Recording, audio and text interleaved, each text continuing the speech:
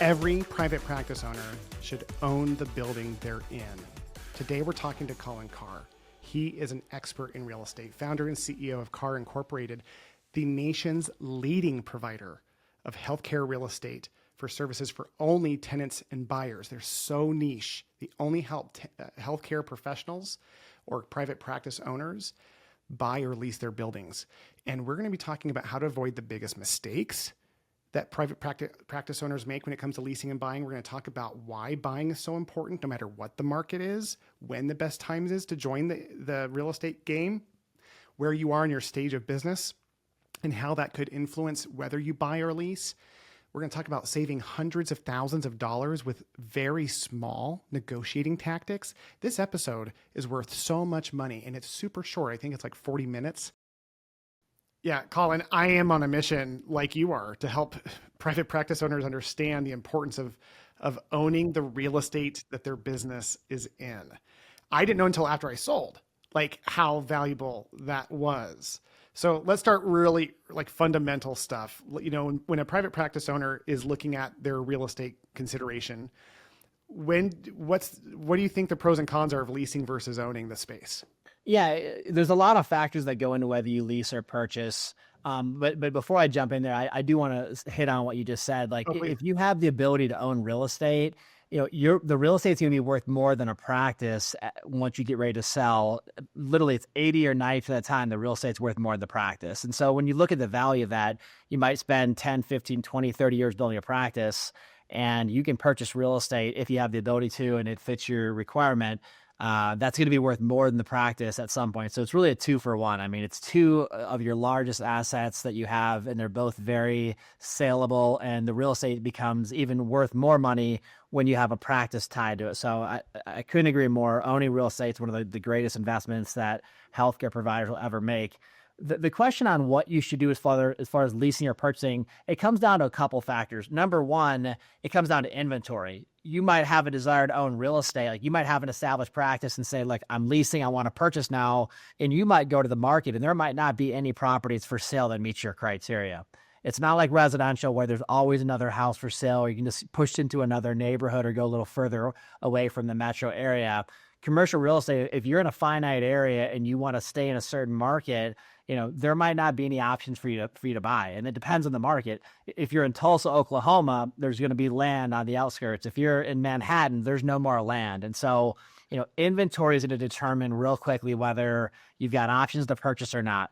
The next factor is going to be just what's your current situation? Do you have money for the down payment? What's the cash flow look like? You know, what's the quality of property? Sometimes you can buy real estate, but if it's in an inferior location, it's going to hurt your patient referrals. If it's maybe not as good of a location as you could find a lease, you got to take that into consideration too. So, and then you just get into the economics of it. You start looking at concepts like, what's it cost to lease versus what's it cost to have a mortgage? What does it look like after you factor in tax deductions? Like, when you own commercial real estate, you can depreciate that real estate and you can pick up additional tax deductions. What does it look like after principal pay down? You know, when you cut a check to a landlord, that money goes to the landlord. When you cut a check to a lender, like a mortgage company, a portion of that pays down principal, and every month your net worth goes up. So you can take a portion of that principal away from the payment and say, this is really just the forced savings account. And so the numbers are going to tell a different story. You might start out and have a lease that's $5,000 a month, a purchase that's $10,000 a month. But after depreciation, after some of the deductions, after principal pay down, the effective cost of owning might actually be less than leasing. And so you've just got to run the numbers and say, what's the actual cost of owning versus leasing? And then you factor in some of those other items like inventory and quality of properties and so forth. Yeah, but it sounds like, as great as that was, and thank you for defining that, it sounds like at the end of the day, whenever possible, owning is the way to go. That's my preference personally. I mean, there's some exceptions to that rule. If you just said, listen, I'm going to be selling my practice in a year or two, I've got, you know, a lease renewal coming up. I just want to just kind of stamp a lease renewal, then, you know, sell my practice in a year or two and drift off into the sunset. Like, that's a different story.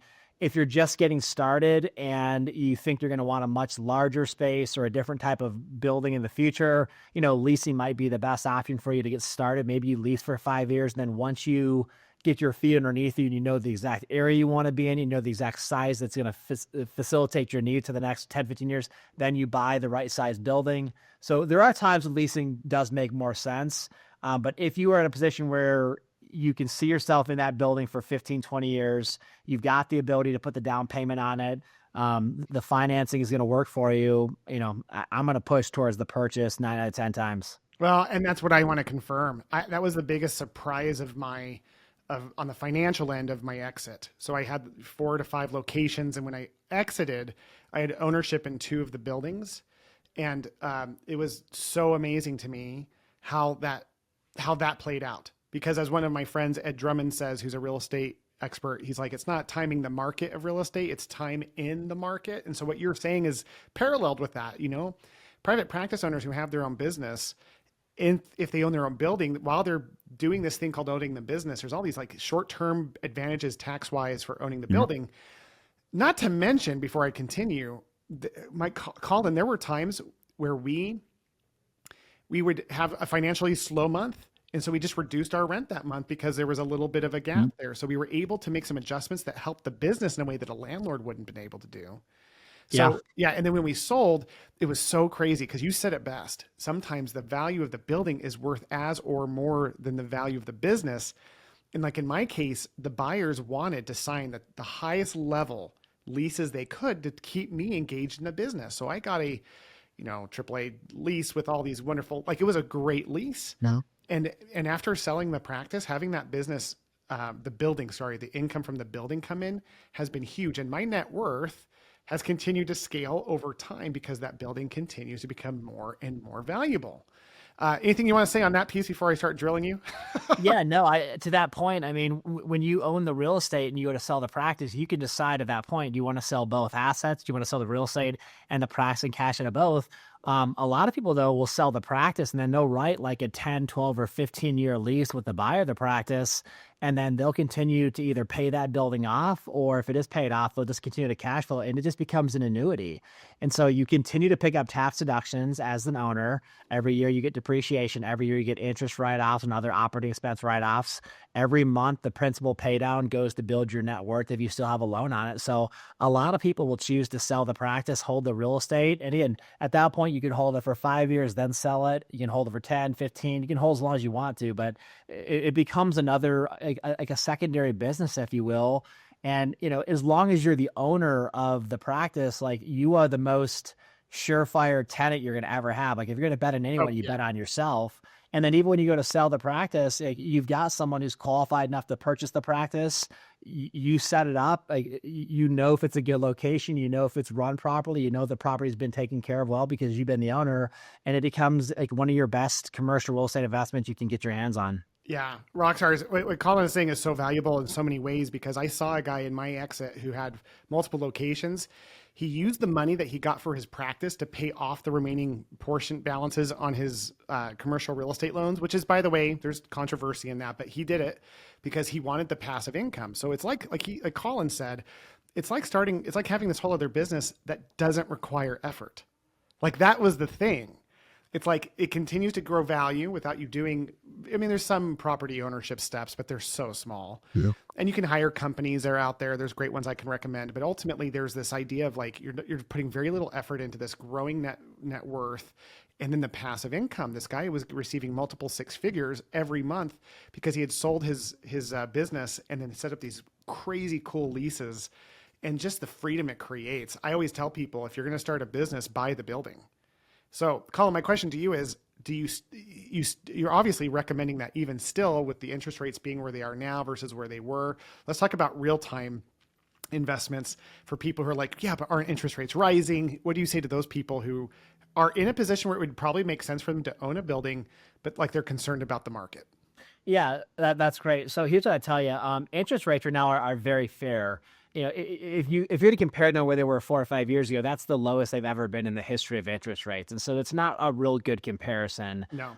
If you look at a historical chart of the last 20, 30 years, the markets go up, markets go down, rates go up, rates go down. You can't anchor to where they were 3 or 4 years ago, because that was an anomaly. Where they're at today, if you're purchasing commercial real estate, You know, to get an interest rate like at maybe 5.5, 6.5%, even 7, like that's still a very fair interest rate. And the bottom line is, we know a couple of things. We know the market's going to keep moving. We know rates are going to go up and down. If rates are higher than you want, you still transact. You still buy the right building at the right time, and then you just simply refinance it. I mean, if rates come down in 6 months or a year, then you refinance it.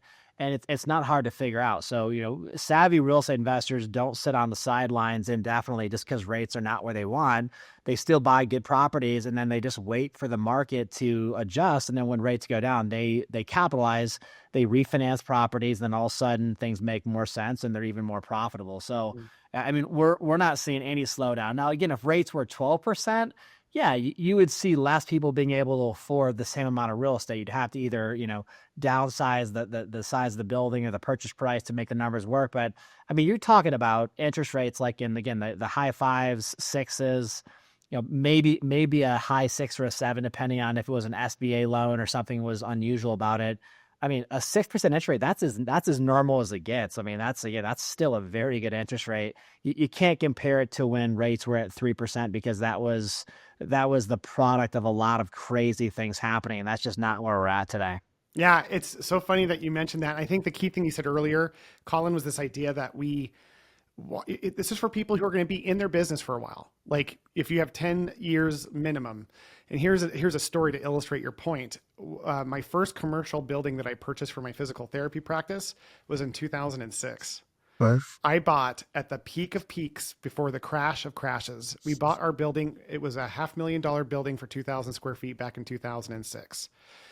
Literally in a year and a half, it was worth half that much. People were selling around for under $250,000. I was aware of this. I wasn't thrilled about it, but it didn't bum me out because I knew this was a practice that I was going to be growing for decades, at least a decade. And a decade's a long time, so like for me, what we still even then enjoyed having the control of the mortgage. I think the key thing there was that we could afford the initial payment. That was big because as things fluctuated in that practice, and it fluctuated. That was a secondary location for us. So we were learning how to be real business owners at the time. So like the profits would rise and fall. And there was times where we cut rent down, but we were always able to pay our loan. That was the big thing. But then, it fast forward to 2018 and we actually ended up selling that business just a couple of years ago, or the building. We sold the business in 2018, but then we kept the mortgage or the renter income on that. And then we decided to leverage that into buying more real estate. So me and my partner sold that building, and we ended up selling it for a profit that was more than what our initial loan was. Yeah.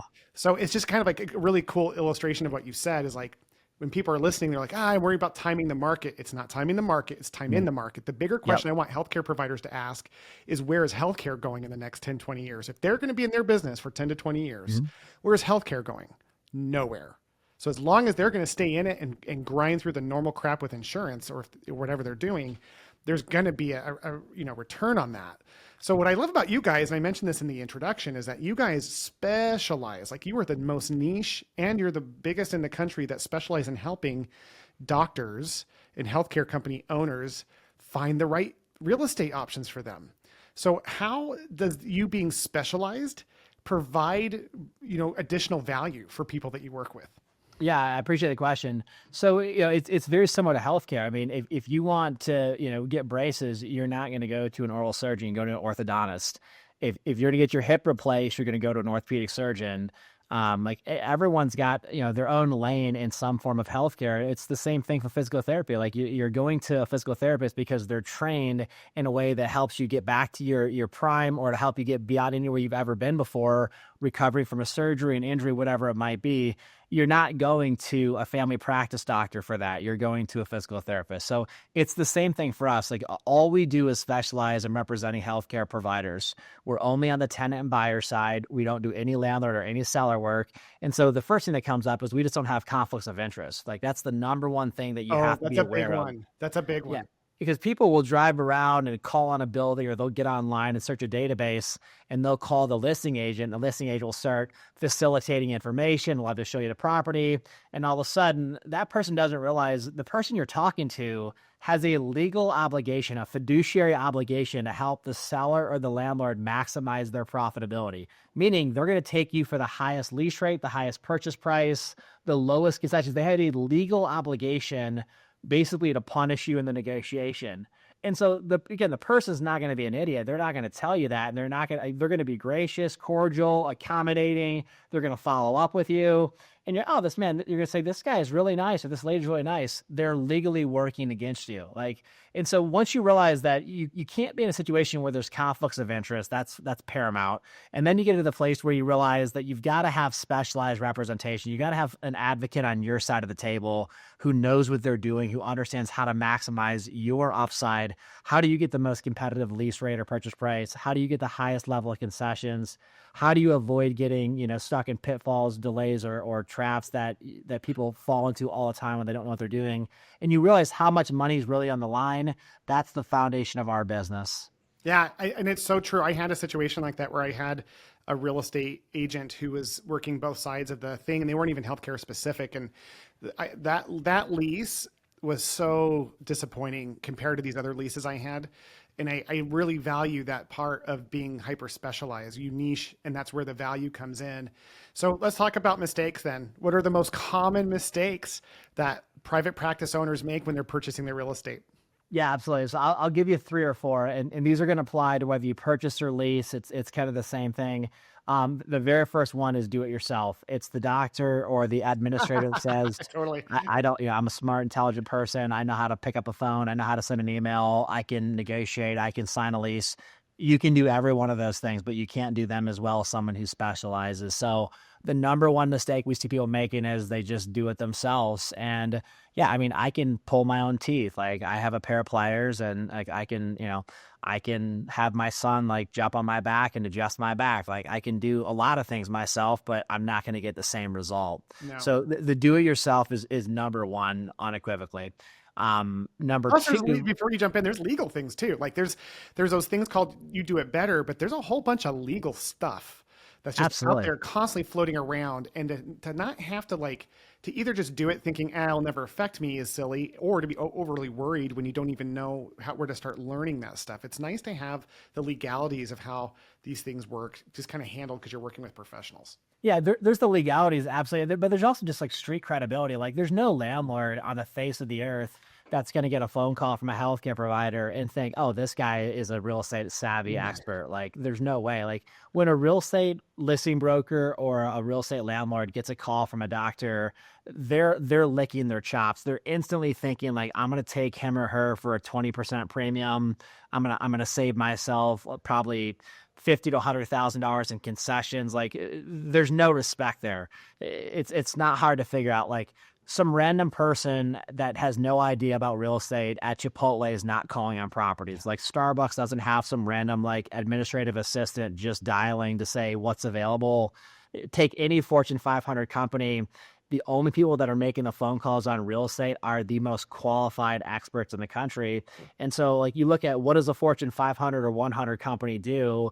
And then a healthcare provider will do the exact opposite of that and think that they're super savvy. And so I don't mean that disrespectfully. But the amount of healthcare providers, it's if you got a letter saying you're being sued, there's no one in their right mind would say, I'm just going to go it alone.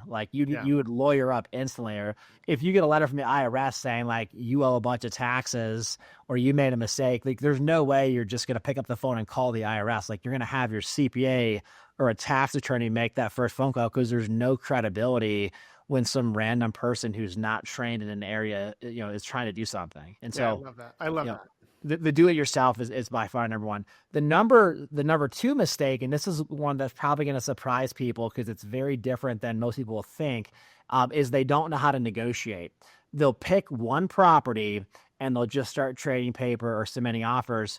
And the problem with that is there's no benchmark or plumb line to measure the deal against. And so the reason this is contrary to how people think is because in residential real estate, whether you go with an agent or you look online, when you find a property you like, you submit an offer. and it's typical to submit one offer. It's in a contract form. If the seller says, yes, I like it, or they counter you and then you agree, you're in a legally binding contract. There's options for you to get out or to avoid it based upon objections and deadlines and requirements, but you typically pick one property, submit the offer, and if they say yes, you're under contract. In commercial real estate, you negotiate on a non-binding basis in a letter of intent or an RFP, request for proposal. And it's common in commercial real estate to be negotiating with 4 or 5 landlords or sellers simultaneously. And the reason being is you don't have any idea if one landlord is much more motivated than another landlord. You might have 2 properties that are side by side that look identical. Well, one landlord might have bought it 20 years ago and have no mortgage. The other guy is leveraged to the hilt and he can't do the same deal. One landlord might be getting ready to sell their property and they want the highest lease rate, but they're willing to give significant concessions for it. The other guy is going to hold it for the next 20 years and he's willing to do a much more competitive deal because he wants occupancy over lease rate. And so you don't know those things until you negotiate with multiple people. And also too, landlords aren't going to give you their best deal. Like a landlord's not going to come up and say, look, I would do a deal at $25 a square foot if I was pressed. So here's 25. Like they're going to come at you at 30. They're not coming to 25 unless there's a fear of loss, unless they think they're going to miss the deal, unless they think other landlords that they're competing against are doing the same thing. They're not going to just voluntarily give you a $200,000 rent reduction because you asked them. They have to be pushed into that deal or forced to do it to be competitive with the market. Like nobody just voluntarily gives away hundreds of thousands of dollars. And so you don't do things like that unless you have to. Like if you were a provider, you would never lower your rates or fees or accept a lower reimbursement from an insurance company unless you had to. And so, yeah, and that's the whole idea. And so, but I'll say this and then I'll let you jump in. You cannot get to that point unless you have 4 or 5 landlords that you can leverage against each other, put one against the other, and then you've got real-time intelligence coming at you.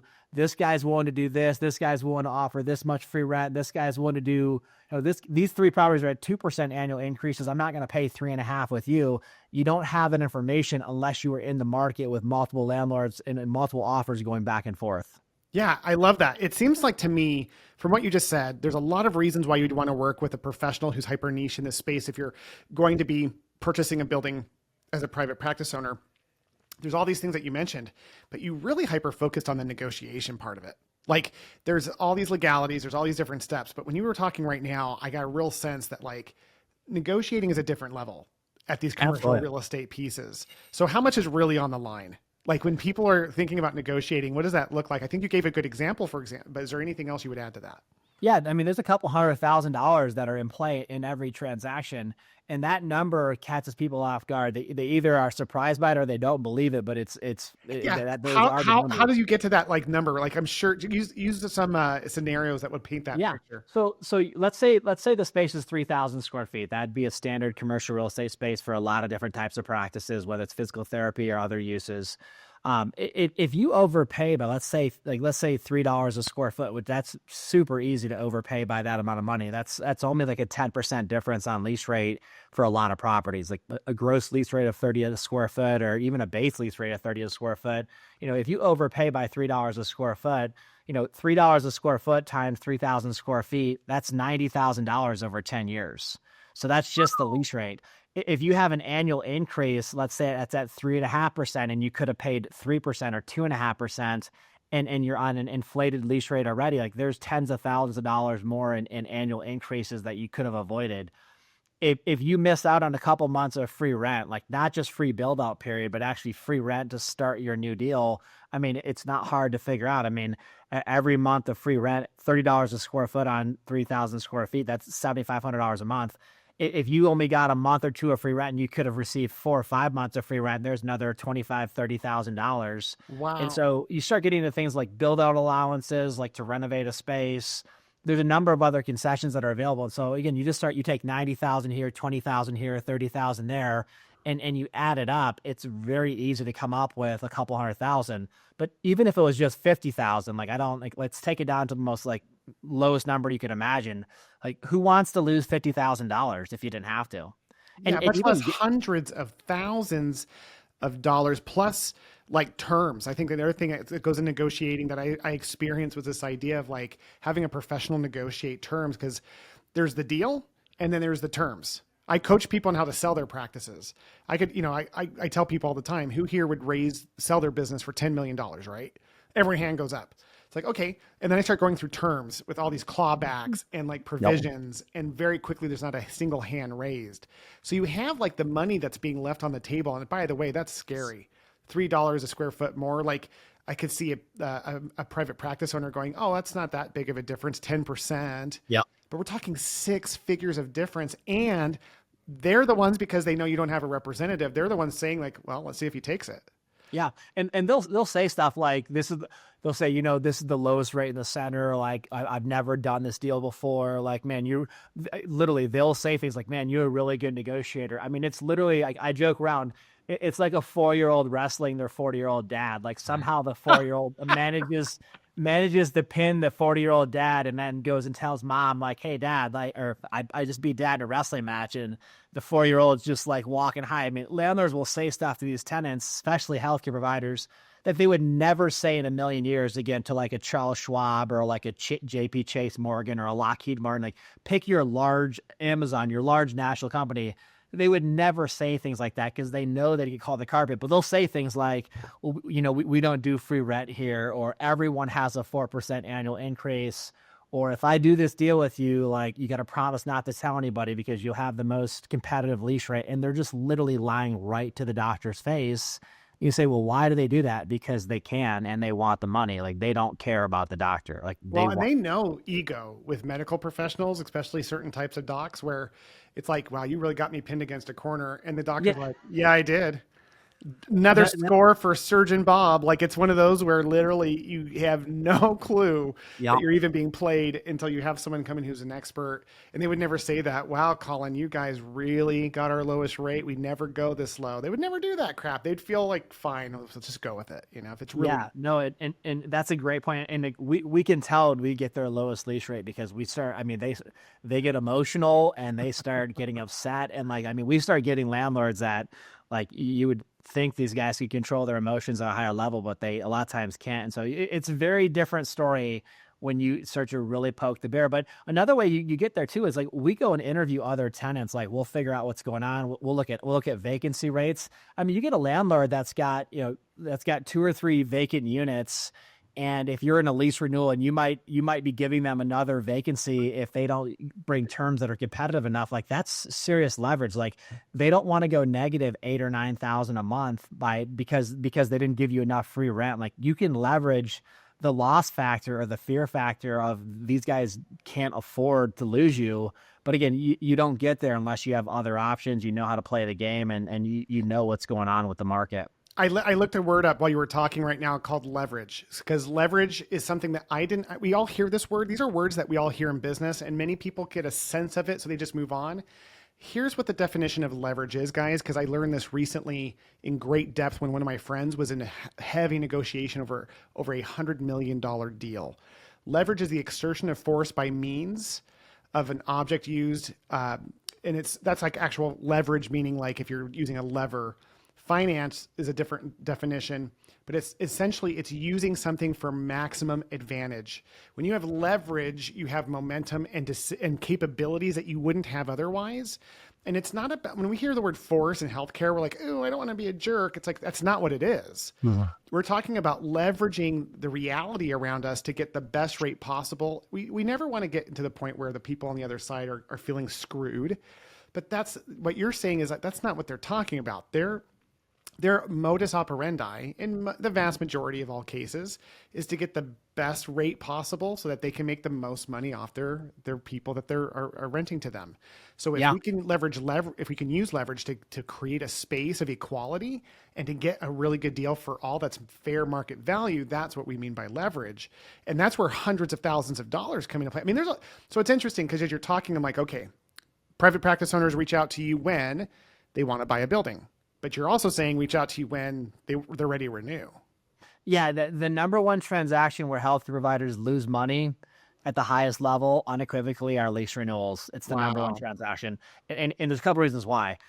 Number one, most healthcare providers signed a bad lease to start. Like they did not capitalize. Like, maybe they got a good deal or maybe they had great representation. That definitely happens. But the vast majority sign leases that are above market. 99% of all leases have an annual increase. So if you sign a lease that's $2-3 a foot above market, and then you have above market annual increases, and then every, for the 9 out of the 10 years of your lease, it ratchets up. By the time you get to that 10th year, you're way over market now. You started out $2-3 a foot above market. Now you're way over market. And then they just sign off on their next lease renewal.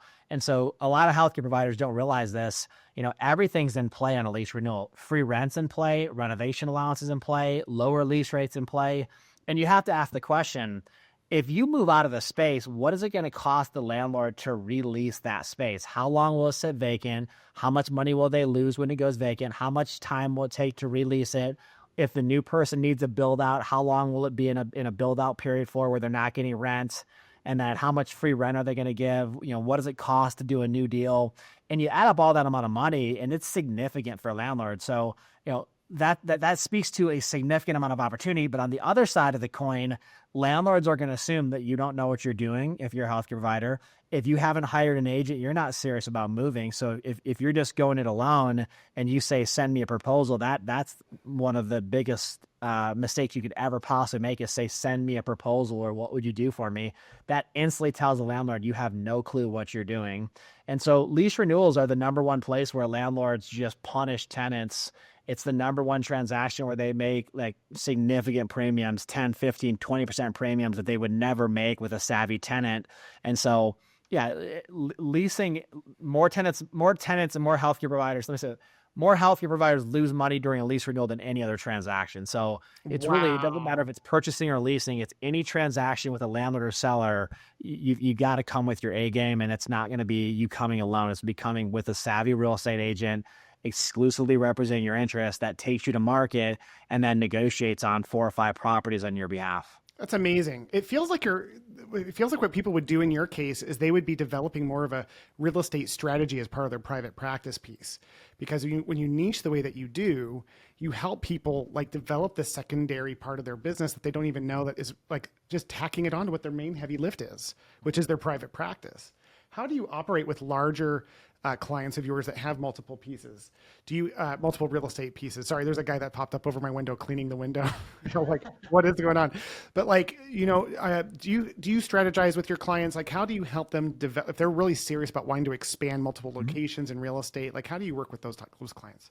Yeah, we have a lot of clients that have multiple locations, and we have lots of clients that have dozens. We have clients that have hundreds of locations. Wow. And we've helped clients go from literally 0 to hundreds. And so it's the same thing. Every transaction gets the same amount of attention. It's not a matter of like, hey, you've got 10, we can only get to a few. Like every transaction is has the same evaluation. We look at what they're currently paying. We do a market analysis, or we look at where they want to go into, do a market analysis. And then we always negotiate on multiple properties. We'll look at options to lease, look at options to purchase. We'll look at if they're in an existing space, we'll look at what would it look like if we relocated and bought a building or relocated and leased a building. And then we always leverage and we always negotiate with multiple people. Like that's the key is you cannot just ask a landlord for an offer. And then let's just say you get a little bit of movement. You start with one property, they come in at 30, you get them out of 28.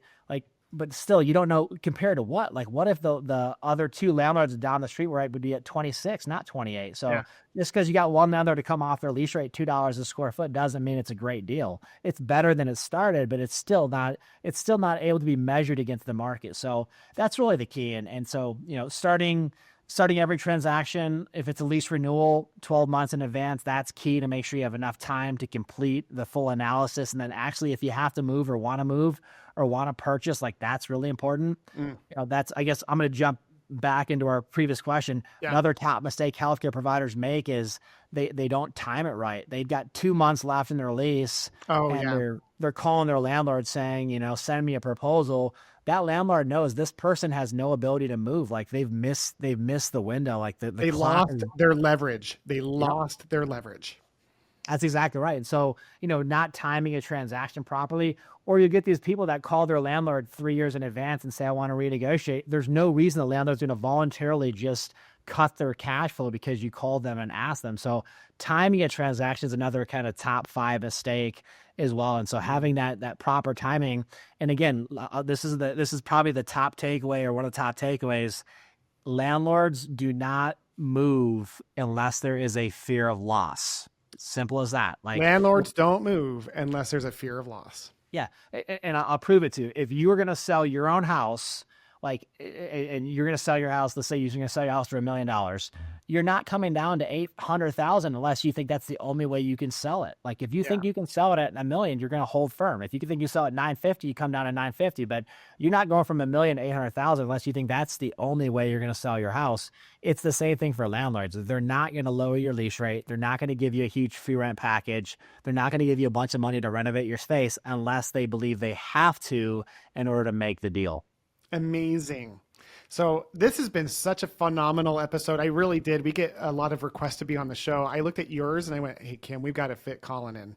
Because I think that, our big focus on the podcast is helping private practice owners create financial freedom as well as other types of freedom. But there was no greater freedom producer on the financial end for me than selling my business with owning the building. That was so huge. And I didn't have someone like you helping me along the way. And I do have something I want to talk to you about personally after the show real quick.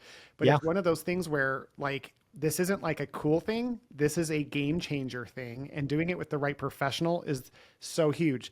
I have a question that I know they're all asking internally, which is like, on the real estate side, when it comes to residential, they know how people get paid. Mm-hmm. How do commercial real estate agents get paid? Yeah, that's the beauty of our industry, is that it's set up to where the landlord or the seller is going to pay the commission, I'd say literally like 99% of the time. So if you're in a residential transaction and you're selling a house, you hire an agent to list your property and you pay the listing agent a commission, and you have a commission set aside for the buyer's agent too. If a buyer shows up unrepresented, the listing agent gets double commission. Same thing in commercial. If you go to market without an agent, the listing agent gets a double commission, or the landlord just keeps that money. You don't save money. And that's a misnomer. A lot of people think, well, if I do it myself, I'm saving commissions. No, you're not the payer of the commission. If you own the building, you could save money by not hiring an agent. That's one way to save it. But if you're a buyer or a tenant and you go unrepresented, all you did is just forfeit basically like free representation, and wasted a lot of time and energy, and probably got a really bad deal. And yet you didn't, the insult to injury is you didn't get any savings. Like, you lost the savings you could have got, and it would have been paid for by the landlord or the seller. So it should not cost you any money to hire an agent. It should be a service that's provided, and they're going to get paid for their service, but it's going to come out of the listing agent's half or portion, or the landlord's portion, but not yours. I love it. Okay, final question that I have, and then I'm open to anything on your end if you want to talk about, is this thing about, why are you so passionate about doing this, Colin? Like, what is it about what you're doing that drives your passion? And I asked the question for those who aren't watching. He lit up immediately, smile-wise. He's excited to talk about this. Yeah, no, I appreciate that. So I got into real estate when I was 19 years old. I started managing apartment complexes right after high school. Did not go to college. Started working right away. I got into brokerage when I was 22, and I worked for a guy that did Walmart's, Wendy's, Blockbusters, large national retailers. A couple years into my career, I just realized I really liked working with individual business owners. Like, we work with large groups too, that's great, but I like working with stakeholders that actually really care about what's happening. It's fine doing a Walmart deal. It's an asset manager. They're going to do 40 Walmarts in a year. You're just kind of a number. I just didn't enjoy that as much as I enjoyed working for someone like you that actually it made a difference. If I saved you $100,000, like, you knew it and you thanked me for it. And so I just started realizing I liked working for individual business owners. And then a number of years into my brokerage career, I was working for the largest medical landlord in the country, or really in the world. It's a very large REIT, a real estate investment trust. People give them money, they buy real estate, they send you a check, like putting money into a stock or Amazon. So I'm working for the largest medical REIT in the country, a couple Class A medical buildings, and every tenant in the building is a healthcare provider. And we had a number of deals that we did where the doctors had lease renewals coming up. And I met with I met with the very first one I was doing a lease renewal for. And I asked them, like, do you know the market? No. Have you hired a broker? No. Are you interested in moving? No. Like, I asked the questions differently than that, but that was the gist of the questions that I asked. At that point, I know the guy has no possible ability to do anything. He has no leverage, no posture, no skill set. So I go back and I report that information to the landlord, and the landlord's like, great, go back to him at this lease rate. And the lease rate he wanted me to go back was so egregious and so predatory. I mean, not like a slight premium, like a 35% premium. And I mean, like $400,000, $500,000 more rent than this guy should have paid over a 10-year period. And I went back and presented it, and the doctor like looked at me and he's like, well, if this is what the market is, I guess I have no choice. And he just signs off on this deal. Oh no. And I watched this guy lose like 400, 500 grand. And there's more to the story than that, but that's the short. That was the pain of it. Yeah. Yeah. And so, I mean, I did a good job for my landlord. Like, again, if you were selling your house and your broker got you an extra 200, 300 grand, you'd be high-fiving your broker. You wouldn't be like refunding the money to the buyer. Like, that's just the game of real estate, is you get what you can get.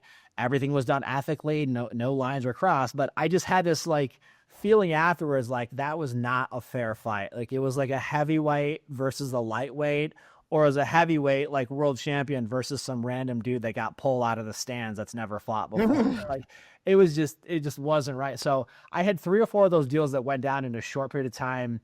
And I just realized, like, look, no one's helping the doctors. Like, there's a lot of guys that want to list the property and be the landlord rep for the medical building, but nobody was working on the buyer and tenant side. So within a short period of time, I started our company, which is called Carr. We launched it, and from day one, like, we started moving the needle for doctors by the tunes of hundreds of thousands. And when we would show them how much we saved them or what they would have paid without us, like, we had friends for life. And so for me, I've done thousands of deals now personally. And I love what I do. I love helping people. I love protecting them. And, not every deal is a grand slam. Sometimes it's a home run, sometimes it's a single, but, nonetheless, you protect the doctor's interest, you protect their practice, their largest asset, their top income source typically.